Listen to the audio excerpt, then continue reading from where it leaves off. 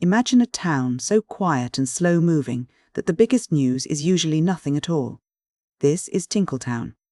It's a sleepy little place governed by a man named Anderson Crow, a man who seems to have quite a few titles for someone in such a small village. He's the marshal, the fire chief, and the street commissioner. He's essentially the town's pooh bar, a man who takes his local authority very seriously, even if that authority is mostly ceremonial. In a place where the most exciting thing that happens is a particularly large pumpkin at the county fair, Crow is the centre of the universe, managing every civic detail with a mixture of earnestness and a touch of bumbling self-importance. The peace of Tinkletown is shattered when a frantic stranger rolls into town on a horse and buggy. He's in a desperate hurry and, in a very bizarre bidding war, sells his horse and buggy to Anderson Crow for a price so low it's almost suspicious. Crow, ever the opportunist for a good deal, jumps at the chance, but it doesn't take long for the truth to catch up with the man. The stranger is actually a fugitive who murdered a farmer to steal money, and the horse he sold was stolen as well. This event kicks off a chaotic chain of misunderstandings that tests every bit of Crow's law enforcement capabilities. Crow and a local posse find themselves chasing a man and a woman, Jack Barnes and Marjory Brewster, through the woods and across rivers. The town is whipped into a frenzy, and everyone is convinced they are dangerous criminals on the run. But as the dust settles and the truth comes out, it turns out the pair are actually innocent lovers, and the whole fugitive scare was largely a misunderstanding of recent news. It's a classic case of small-town hysteria, and while the chaos eventually settles, a much deeper, more enduring mystery is about to arrive on the Crow's doorstep. One night, during a heavy, blinding blizzard, a baby girl is left on the Crow's doorstep. She comes with a note promising $1,000 every year for her care. The Crows, despite their modest means and Crow's preoccupation with his various titles, decide to take her in, and they name her Rosalie. With the steady stream of mysterious money arriving each year, Rosalie grows up in a way that is quite different from the other children in Tinkletown.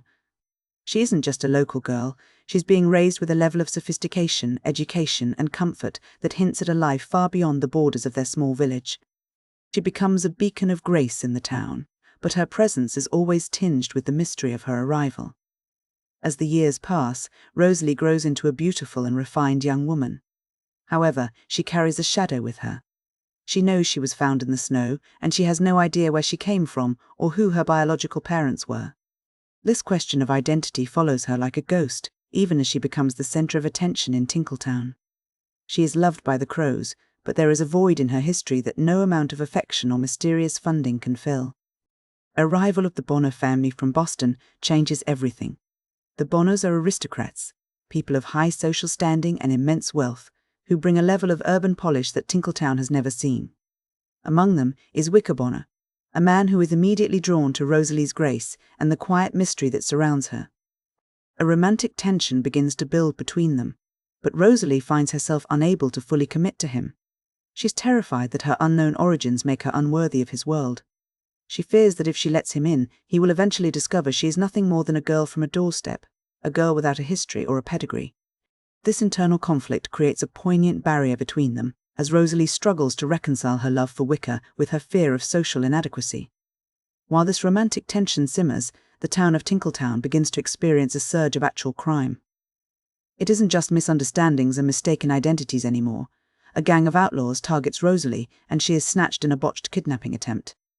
The terror of the event leaves the town reeling, as the safety of their local jewel is compromised. But Wicker Bonner proves himself more than just a polished socialite.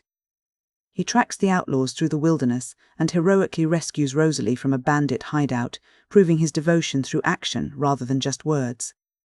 This rescue solidifies their bond, but it also signals that the forces acting upon Rosalie are more dangerous than a simple local gang. But the danger isn't just coming from outlaws in the woods, it's coming from the secrets of the past. As a series of crimes begin to converge on the town, including a train robbery and sightings of a mysterious stranger, the threads of Rosalie's life finally start to pull tight. The coincidences become too numerous to ignore, and the mystery of her birth begins to merge with the criminal activity plaguing the region. The climax of the story happens when Elsie Banks, a local teacher, finally speaks up to reveal a truth that has been hidden for decades. Rosalie isn't just a girl from a blizzard. She is actually Lady Rosalie Brace, the rightful heir to a massive and incredibly wealthy English estate. The truth is much darker than anyone realized. Years ago, a conspiracy involving her stepfather, a man named Oswald Banks, had seen her presumed dead in a fire. Oswald had orchestrated the whole thing so he could embezzle her inheritance and live a life of luxury. The man Rosalie thought was her family, the architect of her disappearance, had spent years ensuring she remained lost to the world so he could keep the fortune for himself. The villains are finally brought to light. The kidnapper, Tom Redden, and the shadow of Oswald Banks are exposed, and the web of lies that kept Rosalie from her true life begins to unravel. The resolution is swift and life-changing. Rosalie doesn't stay in the quiet life of Tinkletown. She leaves for England to claim her title, her wealth, and her true identity, as Lady Rosalie Brace, finally filling the void of her history. As for Anderson Crow, the man who started the story as a bumbling, self-important local official, he ends it quite differently. Having navigated the chaos and seen the truth behind many of the town's mysteries, he resigns from his various local offices. He uses the wealth and experience he's gained to open a private detective agency, specializing in something quite specific, birth mysteries.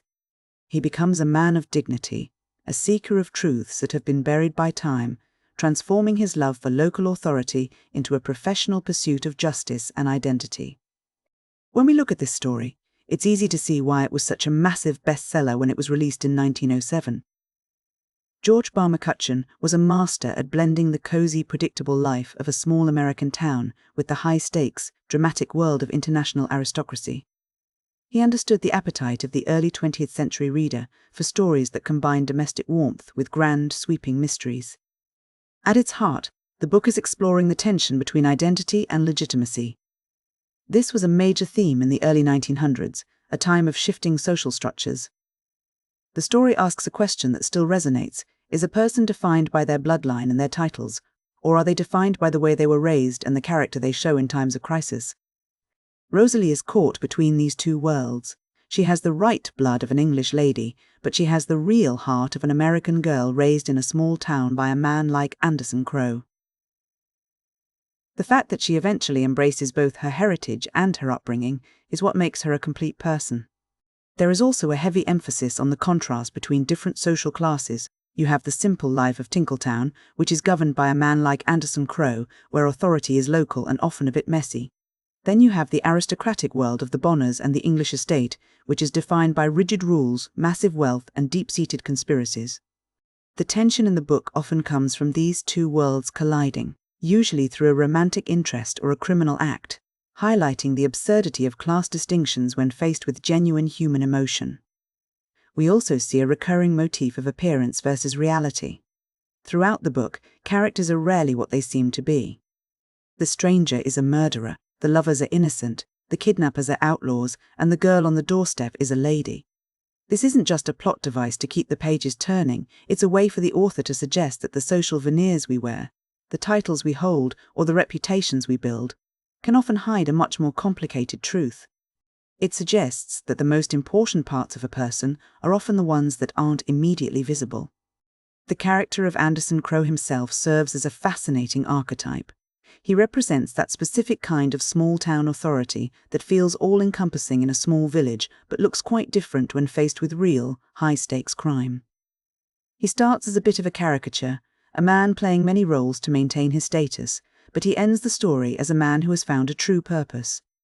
His transition from a local official to a specialist in lineage mysteries is a clever way to tie the personal mystery of Rosalie to the professional evolution of the man who helped raise her.